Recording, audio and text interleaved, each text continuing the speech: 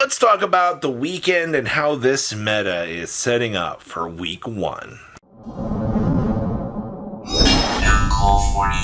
Make sure you guys smash the ever-living crap out of that subscribe button so you guys don't miss out on more Oz content. I already talked about the Unchained success out of the PS5 event. We already talked about Rika Son Avalon actually coming out of the big German event. But I wanted to touch on a little bit more of some of the insane things that we saw. So Tier Elements stormed out here, and before somebody's like, Robbie, put up graphics of the cards you're talking about. This is an overall discussion. I'm going to be shifting a lot of points. That's why, like, on these more generic things, talking about the meta, we go all over the place, just like the meta. So Tier ended up winning the German Open, 256-man HDK event, ended up top 8ing that as well. So before you're like, Tier's dead, Robbie. No. Evidently, people have found a way to kind of keep up out here.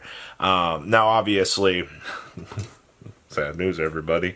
Once we get the next, you got to remember, we're going to go through a multi-stage power creep here. You're going to get Maze of Millennia, dropping in part 1, and then Phantom Nightmare is going to drop down part 2. So whatever success that Tier is feeling right now might be very short-lived. That's why, I think whatever renaissance that we're going through right now, with how good this format feels, with how diverse this is, with how much craziness that you can play right now, the format, it's wide open. Yes, it is, but you've got to remember, 2 stages of power creep are coming.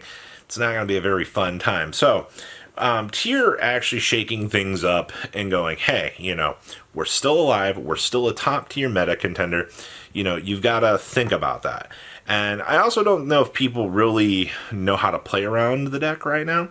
That's one major thing that has really had my overall attention with this is, I don't know, it's still kind of there in the background. I'll have to wait and see. Invoked, oh my gosh, this was wild to see. I will go through the entire regional for this, so before you're clawing at me going, give me the list, give me. It'll be out later this week. All right. We had to get through the maze reveals, which delayed everything by a whole initial day. Plus, we have news this week, so we'll cover everything as fast as possible. All right. But Invoked actually seeing some play out here. I'm genuinely impressed, first of all. The fact that you opened up the door and said, hey, I want to play Invoked right now. Obviously, this is, you're doing Ecclesia things. You're taking advantage of a lot of the Dogmatica stuff. This is all the standard stuff that, you want to see in terms of this deck, Especially, call it what it is. Maybe you're not the most excited hearing that Invoke's still around. I'm surprised that Alistair and friends actually made a showing out of any sort of meta out of the weekend. That's I think the biggest takeaway from this is, who would have actually thought that people out here would be looking to this and trying to find a way to break the deck? Well, who would have guessed? It still works. Genuinely, though, I do think that maybe people should... You've got to consider this format with how crazy things are, that you can play a lot of these decks that you might not necessarily consider the best. You're like, oh, hey, I don't want to play this, or you run into an event and you're like, oh, hey, this is garbage. No, the biggest thing with this is, with how this format is structured here, you can literally play anything, and it'll work out for you. That's the craziest part. Now, also, I want to give a shout out here to Mana Diem as well. Mana Diem, this format, this deck. I initially didn't think that Mana Diem would be as crazy as it actually was, but holy crap, this deck stormed out and really, really kind of shook things up. Also, the end board was sometimes it's reframing a synchro or two with Baron / Dissipator on the side. You got an Apo. The board is actually pretty intimidating at the end of the day. So don't be surprised if you run into that. Oh, the remote regional. Oh, I forgot about this. Centurion. Holy crap. Centurion had double the tops. And we also had Earth Machine get 8th place out of the remote dual regional. genuinely impressive stuff, man. Like, Earth Machine, it's always there. It's always sitting in the back here. Everybody looks around the meta. They go, hey, you know, what's going on?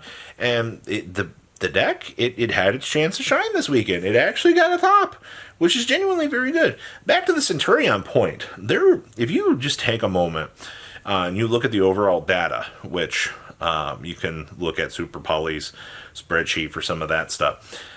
There was a lot of Centurion over the weekend, like, genuinely, like, a little bit more than I thought. You know, Centurion, it's a bad deck, you know, but if a new format shifts in, and your deck does something, or, you know, people shifted off of some sort of hand trap, but they weren't physically ready for what they needed to here, then King Calamity is going to eat them up alive. And that's a little bit of a problem right now, is, you know, especially, like, I don't know, man. King Calamity was pretty gosh darn good. Good stuff. What else was there? A lot of Centurion. Oh, Rescue Ace. Ha! Hey! So I want to give a shout out to all the Rescue Ace players that threw their deck in the trash. All right? Everybody threw it away. They're like, this is garbage. I don't want to play this. I'm done with it. And they started fire selling everything. Everything went down in value. Well, Konami had already planned reprints for this stuff, evidently. And then in Maze, we saw, hey, down came all the reprints here for Rescue Ace. Week 1 Rescue Ace actually was pretty hyped. It had a particularly large showing, a lot more than it is supposedly the best deck. Fire King, on the other hand, did not do as good. I know right now a lot of people, even though Fire King might not be like the craziest, strongest deck, trust me, I know regional data shows that it's not doing too well, but you play against enough of them at your locals, you're like, okay. So many people are just playing Fire Kings right now just to get ahead of the curve. All right, they're like, hey, you know, the new support's coming. I've already got the Diabell Stars. I've already got the Wanteds. You know, I picked up the 3 structure decks. They just got to add some Bonfires on into the deck. They just got to add in some Populuses. To them, they're already set. You know, they're just like, hey, we'll go ahead and we'll start playing the deck already, and we'll go from there. And that's genuinely what happens. Now, on the flip side here, now that Rescue Ace does have, with Rescue Ace still being, you know, a little bit more the dominating force that we've kind of expected out here, and Fire King kind of, you know, not doing so good, that's all going to change once we hit the 2-stage power creep here. But overall, I think this format's beautiful. I love the idea that you have so much diversity present right now. Earth Machine having a top, Invoked coming down here, getting a top. Runic variants are still very, very rampant. I mean, there's no you should have expected to actually see some of that craziness still coming down, because all of these runic variants are still very, very troublesome creatures. All right, like especially with Branded Regained. That might be an actual future problem, but it's not really going to matter, as you know, all of the fire stuff is coming down the top here and actually doing its thing. I would love the chance to actually explore more of this format and actually see, but your playtime on this format is roughly 3 weeks, if that. And then you actually see, guess what, the next stage 1 of power creep hit the ground running here, and then we'll kind of start to see where things will shift in from here. But overall, I think the game is in a very, very good spot. Besides, you know, the pro players complaining, going, too many decks. You know, this is very unfair. I can't believe this. How could Konami? Enjoy it. Enjoy that you have one of potentially 25 decks that you can see players play and make a top 16, a top 32. That's what makes this game genuinely exciting and interesting right now, is the pure amount of excitement, the pure amount of, you know, hey, you can see all of these different decks coming down the pipeline here and actually trying to do their thing. And I think that's actually the exciting good stuff. So, more of the little keynotes for the format, but it's doing its thing. So, what do you think about the oddities of the format? It's It's genuinely interesting. Once we see more of the HDK results and stuff, I'll comment on them. So far, we only have 2 lists so far as of filming this, but we'll give it time. So please, leave a comment down below. Tell me what you guys think. I'll see your beautiful faces back here later in the day, guys. Peace. Patrons, thank you.